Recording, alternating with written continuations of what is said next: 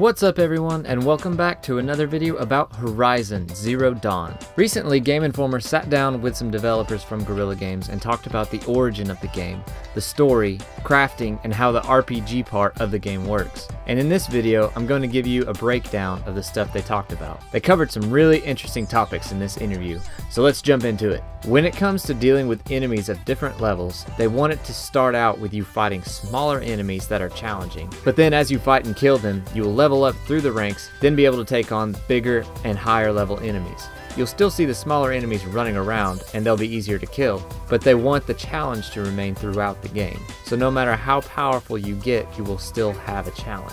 And the enemies don't scale with you as you level up. There will be a power differential. But how this plays out exactly is still unknown.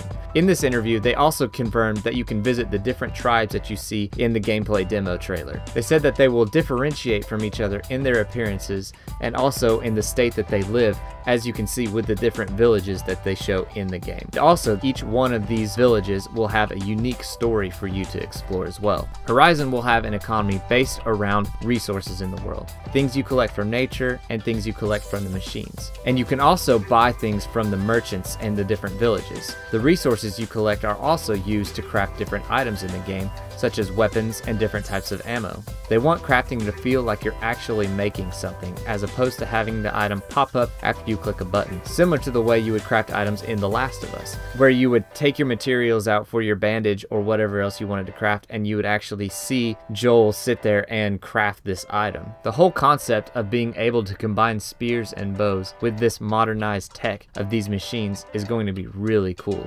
Another point they touched on was the complexity of the actual crafting menu. Their goal is to land somewhere between Watch Dogs and The Witcher 3's crafting depth. And if you've ever played The Witcher 3, you'll know what I'm talking about. You can craft everything from your armor to your weapons to the upgrades for those weapons to your potions to everything, and you have to go into a full-on menu in order to do that. And if you've played Watch Dogs, then you'll know that your crafting resides in a radial menu. All you have to do is open up your menu, go to that certain item, and if you have the materials, you can collect it. It's not complex at all. But in Horizon, it sounds like you'll be able to craft certain items within your radial selector, but also have a dedicated menu to other crafting items and your upgrade trees. They want it to be a simple and clean crafting system, which I think for an action RPG is really good.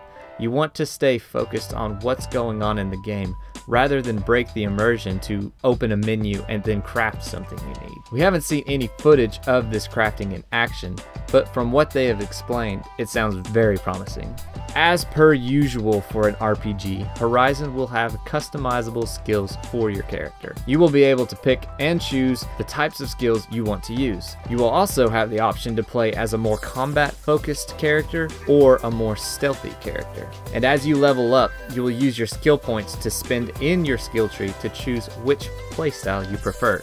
When it comes to weapons in Horizon, you will have all of the tribal style weapons you saw in the demo, such as the bow and the spear, and probably anything else you can imagine that would fit within that realm. And you can customize these weapons with different parts and pieces that you collect off of the machines. But the weapons that drop off of the machines, like the ones you saw off of the Thunderjaw, won't be equipable. These are meant to be disposable guns that give you a quick sense of power when taking down the enemies. The final thing I want to talk about is the open world itself, mostly how it functions. And as you would expect, it's fully explorable with enemies of varying levels and NPCs to interact with and quests to track. But there's also some linear sections in it to drive this story.